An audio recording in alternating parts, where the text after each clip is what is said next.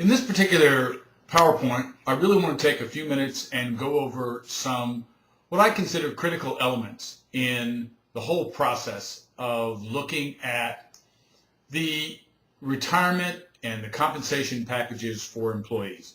As a principal, you're going to need to make sure that you understand not only the benefits, but also the costs that are associated with those. Now, in the Diocese of St. Louis, what you'll see on the slide next to me here is that there are a set of eligibility criteria for educators in the Diocese of St. Louis. It says that, again, you can get medical, dental, and life and health insurance if you're even working part-time. Now, they also say that you have a voluntary life insurance program, long-term disability, a retirement plan, an employee assistance plan, flexible spending account, and an adoption assistance program. Now, what you'll see there at the very bottom line is it says waiting period for plan to become effective. In most cases, schools require perhaps 30 days, in some cases it's even 60 days before the benefits actually start taking full effect. So again, you need to make sure that in your particular school, it's very clear what the eligibility criteria are.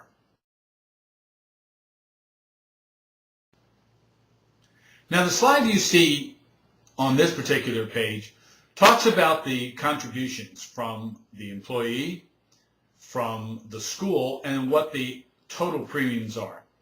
Again, you'll see there on the one column, it'll say exactly what the employee must pay. That would be if you're single. So the employee would pay $65.40 per month. The school would wind up paying $370.60 for that person's health insurance. Again, using a standard plan. In this particular case, it's with United Healthcare. So the employee for the Diocese of St. Louis is only really paying 15%. The school and the diocese picking up 85%. When you go on to the employee plus one dependent, so that might be an individual and a spouse or an individual and a child, the employee pays $218 per month. Now, again, notice that it increases to the point where you're paying 25%.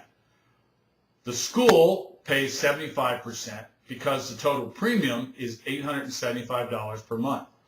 When you have a family, look at the difference. Again, you're only paying 25%, which translates into $304.50, but the school or the diocese is picking up 75%, which is $913.50. Now, what's important is when you start multiplying that times the number of employees that you have, that gets into an awful lot of money.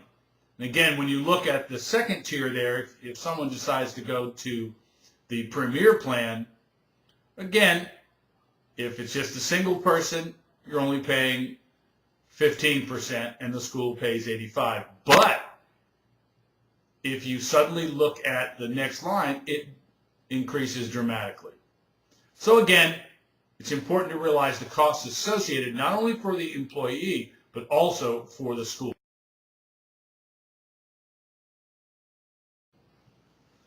Now the slide on this page talks about the federal pension and tax laws and church policies. Now, one of the things that you'll see there, it says almost all private retirement plans are required to comply with the federal pension and tax laws. There's only one major exception. That would be church pension plans. In most cases, our Catholic schools fall under that jurisdiction.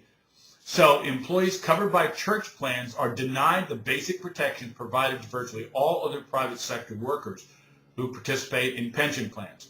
Church plans do not have to give employees information about their benefits or about plan investments. They are not required to pay benefits fairly. They are not required to adequately fund pension plans that are not covered by the federal pension insurance program that guarantees most private pension plans. Now, that's a rather scary thought because it says they can pretty much do what they want, which they can. Church pension plans can choose, as you see on the slide, choose to be covered by the federal pension laws, but most choose not to be. Most of that has to do with the liability the unfunded liability for the pension plans. Now, again, churches are looking at exactly what to do. The next few slides, we're talking about individual programs.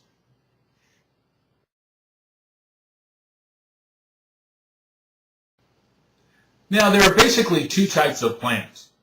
The defined benefit plan is one of the oldest ones. Now, unfortunately, it's kind of going the way of the dinosaur. Not too many parishes or schools, or even businesses for that matter, still have their defined benefit plan. Now, this is from the Diocese of Knoxville. And it says that the Diocese of Knoxville Labor Employment Retirement Plan is designed to pay a monthly benefit for the rest of your life after retirement. What that says is you are guaranteed a particular income after you retire. The plan assumes that your retirement age is 65. You can collect it earlier at age 55, but at a reduced rate. Now, the one thing about a defined benefit plan is you as the individual pay absolutely nothing into it. That also means you have no control over the investments. The plan is not portable, so which means if you leave any money that you have, if in many cases what they call vesting, you have to be at the school for a certain number of years in order to be vested. In some cases it's 3, in some cases it's 5 years. If you leave in 3 years and your school says that you have to be there 5 years to be fully vested, any money that the school puts in goes back into the larger pot. You get absolutely nothing. The teacher gets zero amount. If you stay for 5 years, then again, you have a very set benefit. The problem with this is that in many cases, you have to project out years what the actual cost of that benefit would be. And you have to have that money in your account. In some cases, the unfunded liability, which means that amount of money which the institution is required to be able to pay out, the unfunded liability could reach millions of dollars, which means at the end of the day, if in fact the parish closes, the diocese goes bankrupt, you could lose all of your retirement under a defined benefit plan because the individual employee has no control over it. In most cases, Catholic school teachers have no post-retirement health care at all, which means that if you retire before age 65, you're pretty much on your own in terms of what that cost would be.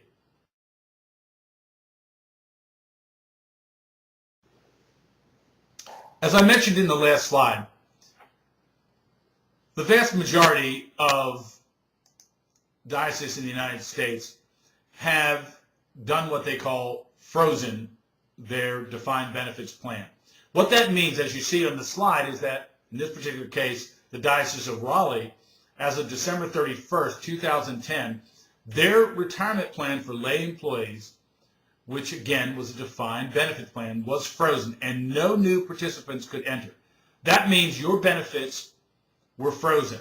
What it does to help the diocese from a financial standpoint and a school from a particular standpoint is that the unfunded liability goes down.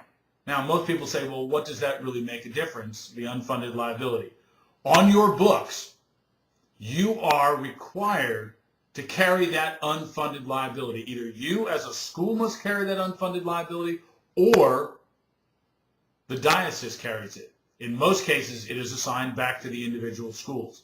So again, when a school closes, that unfunded liability has to go someplace. In some cases, that means that if the diocesan office does not decide to fund that liability, then those employees who have worked in some cases for 30 or 40 years could lose their pensions.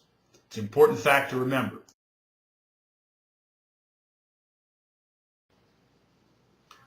Now, on this slide, we talk about the defined contribution plan.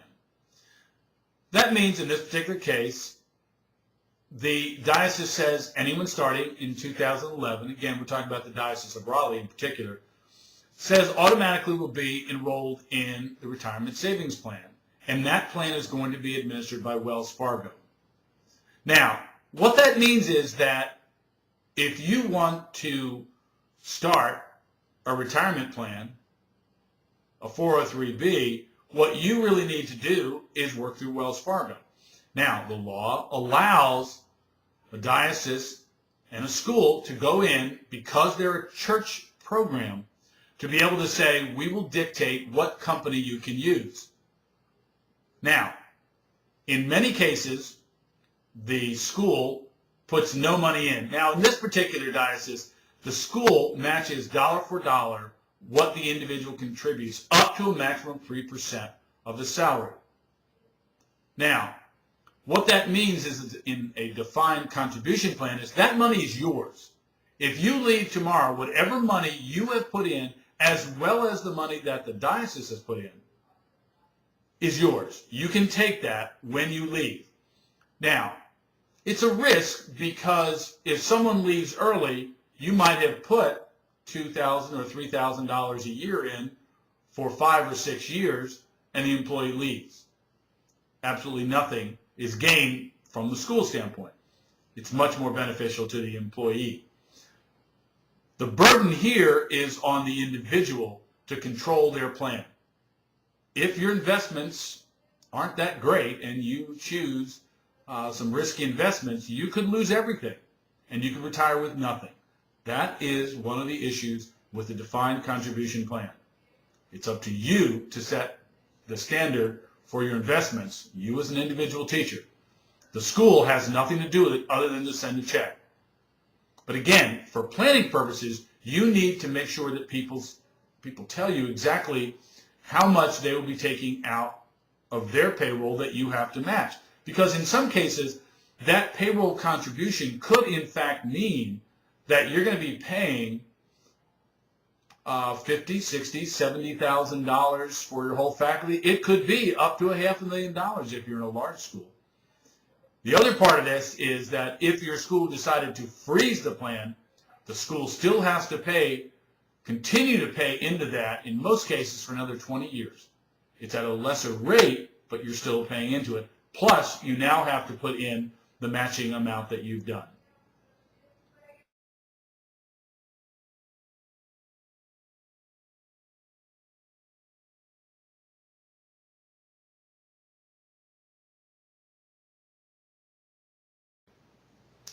Now, when you're looking at the costs for your benefits program, the things that you have to also include in your budget preparation are those things that the school really is fully responsible for.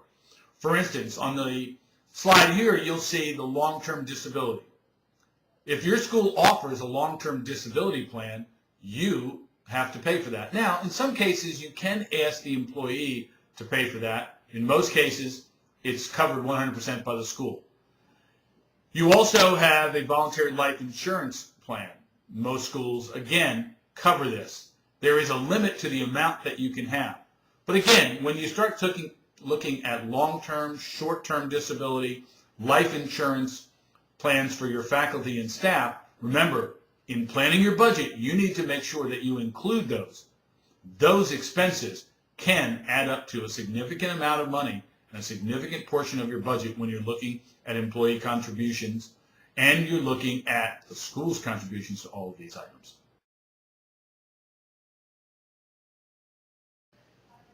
Now, another added cost to the entire benefits plan of your school is workers' compensation.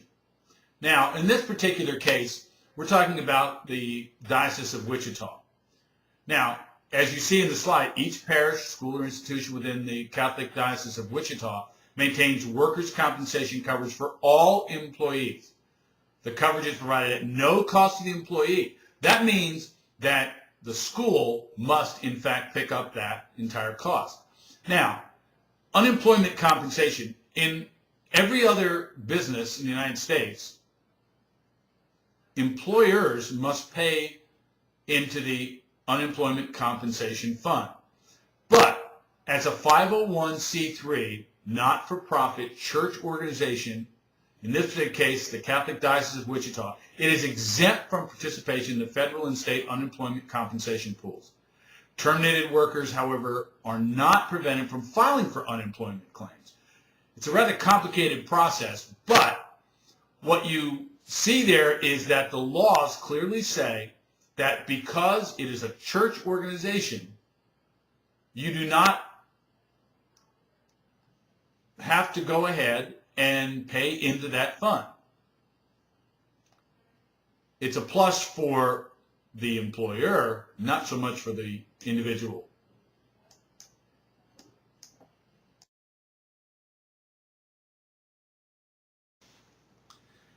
Now, when you're trying to factor in, well, what really do we pay for the premiums, it's really hard to nail down specifically.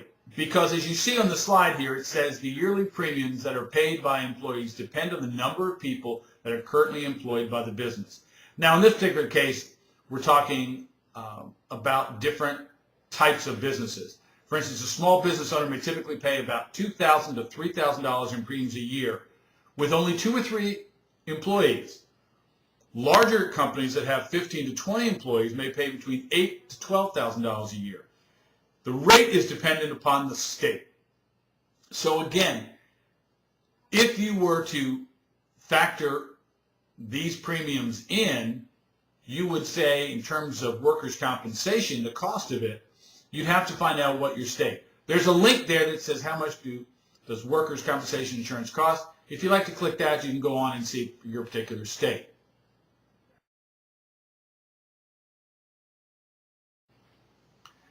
Now, I thought this was an important slide to show you. This is from a report that was written regarding churches and unemployment compensation. It says unless a church voluntarily establishes its own policy to pay unemployment taxes, foreign employees can be terminated and no unemployment benefits are available. With the shuttering of Catholic parishes and schools and dioceses, downsizing in many parts of the country, church employees need to know whether or not they have unemployment benefits. Mary Jo Moran, Executive Director of the Cincinnati-based National Association of Church Personnel Administrators, undertook a survey in March of diocesan human resource professionals on the question of unemployment benefits. 45 responded as follows, and this is an interesting fact. 13 dioceses participated in state unemployment programs. So they are actually paying into the state. So if someone is terminated, they can in fact apply for the state to receive benefits. Now, 13 dioceses participated in state programs on a reimbursement basis. So they basically said, we're not going to pay the annual fees. We'll just pay if in fact someone is terminated and they're able to receive unemployment benefits. Now, that can be tricky because if you're a school, that could put you on the hook for 26 weeks of an individual's salary. You have to make sure that you're very clear in your own mind about what your liability expenses could be in this particular case. Now, you'll also see here that 20 dioceses do not participate in any state unemployment programs. Now, the trick is that a few dioceses are offering severance packages to former employees in lieu of unemployment benefits. So they say that if you're terminated during the course of the normal year, for instance, if a teacher was terminated after the end of the first semester, but their contract basically said that they were to be paid to the end of the year, they could, under certain programs and certain dioceses, be given a severance package. So they might be given 4-week salary or 3-week salary or 2-week salary, depending on what the severance package would be. It's important that you as the principal of your school have a clear understanding of what benefits your faculty and staff are getting and the costs associated with those. I hope this PowerPoint has given you a little bit different perspective on the benefits and the costs of those benefits to your employees.